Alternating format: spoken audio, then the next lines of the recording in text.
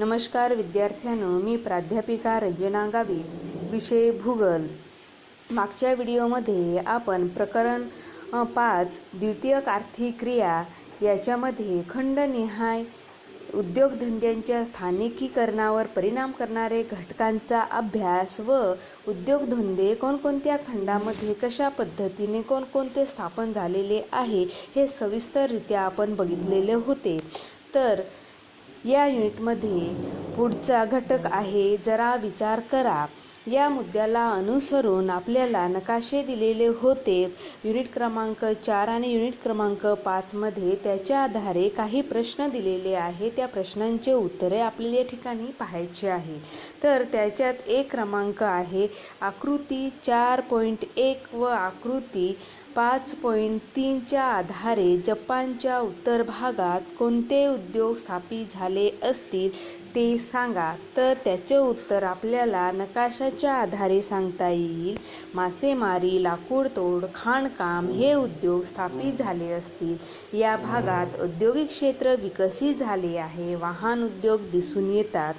तसे दुसरा प्रश्न आहे उत्तर अमेरिका खंडातील ईशान्य औद्योगिक क्षेत्राच्या विकासासाठी पंचमहासरोवरे कशी महत्त्वाची आहेत ते स्पष्ट करा.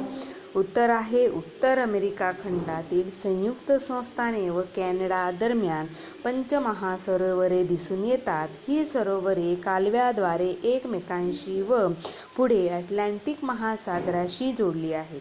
त्यामुळे अंतर्गत भागापर्यंत मोठा जलमार्ग उपलब्ध झाला आहे. त्यातून थेट वाहतूक होऊन त्याचा फायदा झाल्याने ईशान्य औद्योगिक क्षेत्र विकसित झाले आहे. प्रश्न तिसरा आहे रशियामधील उद्योगांच्या विकासात ट्रान्ससिबेरियन रेल्वेचे योगदान कसे आहे ते स्पष्ट करा. तर त्याचे उत्तर आपल्याला सांगता येणार हा रेल्वे मार्ग रशियातीलच नव्हे तर जगातील सर्वात मोठा रेल्वे मार्ग आहे. हा मार्ग सेंट पीटर्सबर्ग ते व्लादिवोस्टॉक पर्यंत आहे. हा मार्ग सिबेरियातील अनेक शहरांना जोडतो. या क्षेत्रात गहू, लाकूड, कोळसा व खनिजे मोठ्या प्रमाणात आढळतात. या रेल्वे मार्गामुळे स्वस्त वाहतूक उपलब्ध होऊन व्यापारास चालना मिळाली. रशियातील एकूणच औद्योगिक विकासात या रेल्वे मार्गाचे योगदान मोठे आहे, म्हणून त्या सिबेरियाची जीवनरेषा असेही म्हटले जाते. तसेच पुढचा मुद्दा आहे उद्योगांचे वर्गीकरण. उद्योगांचे वर्गीकरण या ठिकाणी संरचना दिलेली आहे. त्याच्यातील एक क्रमांक आहे कच्च्या मालाच्या स्रोतानुसार. त्याच्यात कृषीवर आधारित उद्योग, सागरी उत्पादनावर आधारित उद्योग, वनधारित उद्योग, खनिजांवर आधारित उद्योग, प्राणीजन्य उद्योग या मुद्द्यांचा समावेश होतो. दुसरा आहे भांडवली गुंतवणुकीनुसार. त्याच्यात मोठे उद्योग, सूक्ष्म, लघु आणि मध्यम उद्योग, कुटीरोद्योग किंवा गृहोद्योग यांचा समावेश केलेला आहे.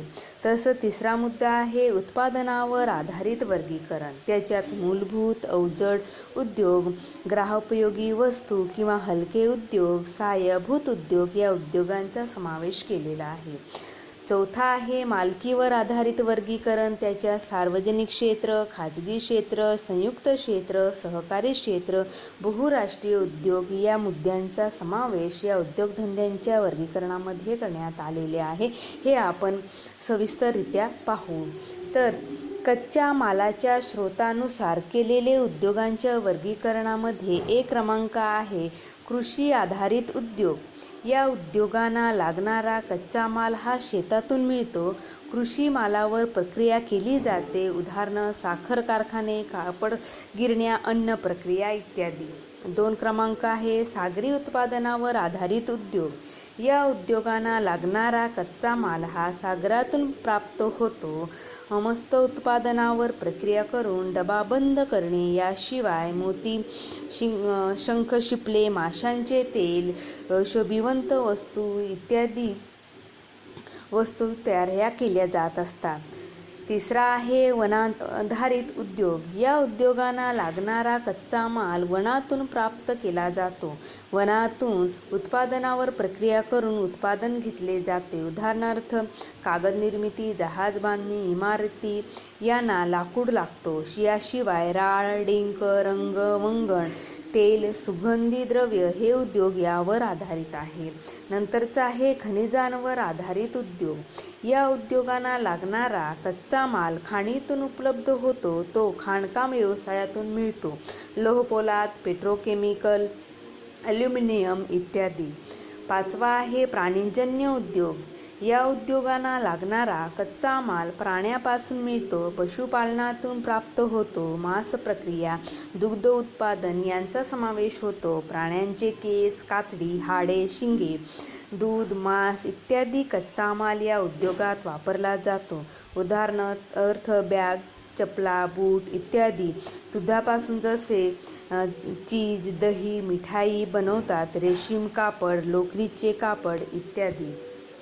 तर 2 क्रमांकाचा मुद्दा आहे सूक्ष्म, लघु आणि मध्यम उद्योग. भारतात सूक्ष्म, लघु आणि मध्यम उद्योग यांची व्याख्या खालीलप्रमाणे केलेली आहे. तर उद्योगमध्ये सूक्ष्म उद्योगाचं सांगता येणार, यंत्रसंच व यंत्रातील गुंतवणूक ही 25 लाखापेक्षा कमी असते. उपकरणातील भांडवल गुंतवणूक ही 10 लाखपेक्षा जास्त नसते. तसे याचे उदाहरण आपल्याला सांगता येणार पेन, स्थानिक दुग्ध प्रक्रिया इत्यादी.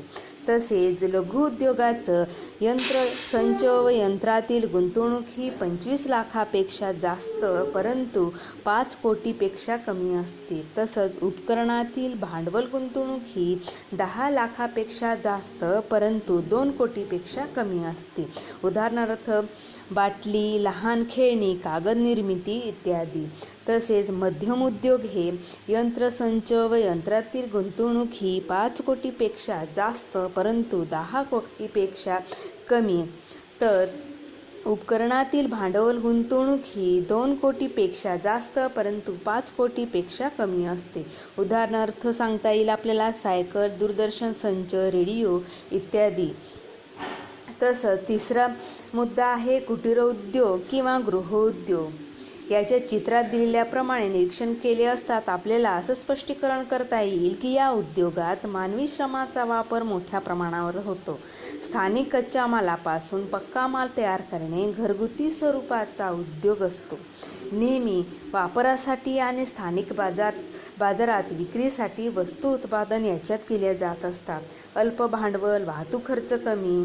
तसेच उदाहरण याचं आपल्याला घेता येणार कुंभार, विणकर, लोहार, सुतार, हस्तकला या सगळ्या व्यवसायांचा समावेश याच्यात आपल्याला करता येणार.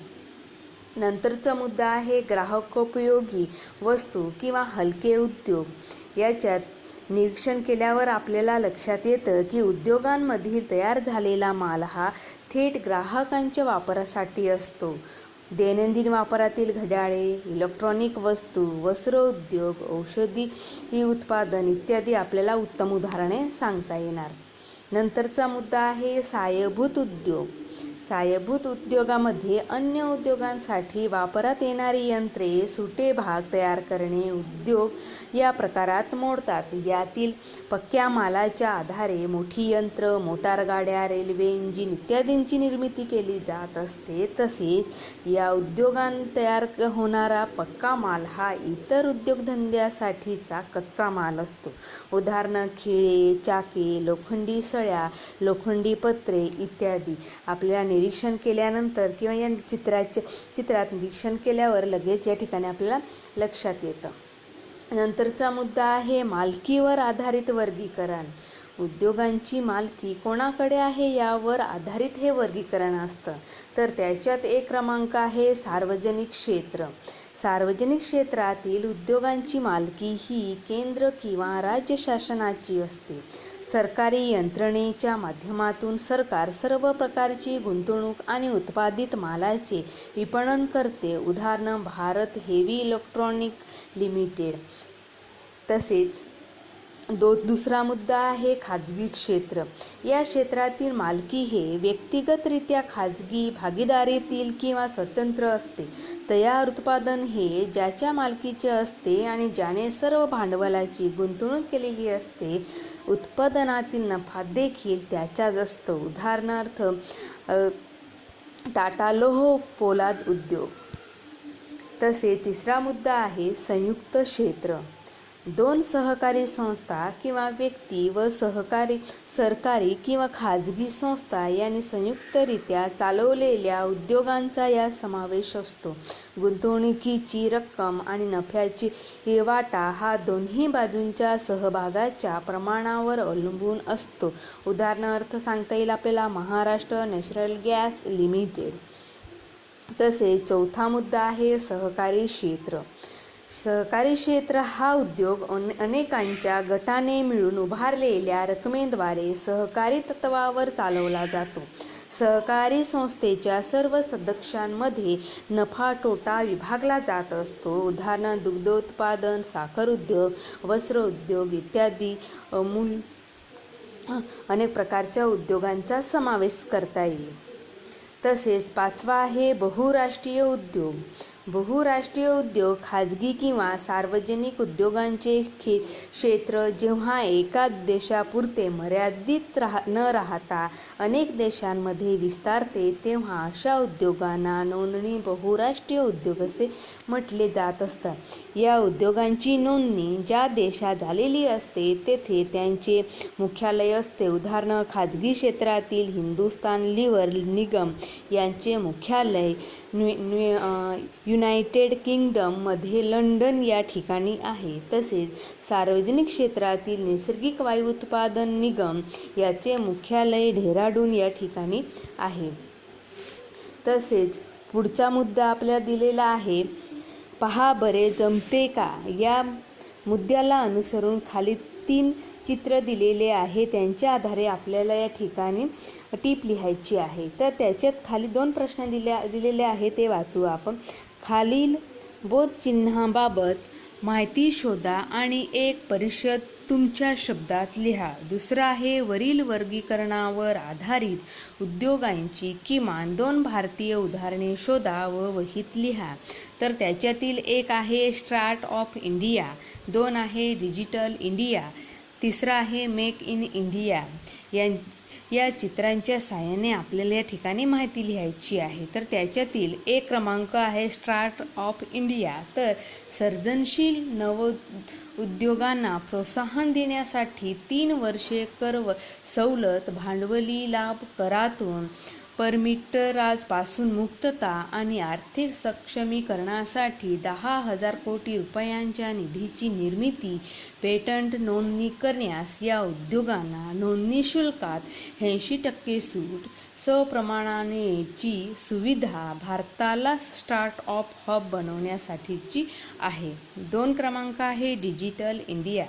भारत सरकारने सुरू केलेली एक मोहीम आहे.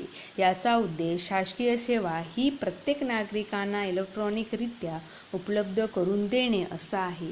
यामध्ये 3 घटक महत्त्वाचे आहेत. ते 1 आहे डिजिटल आधारभूत संरचना तयार करणे, 2 आहे डिजिटलरित्या सेवा वितरण, 3 आहे डिजिटल साक्षरता.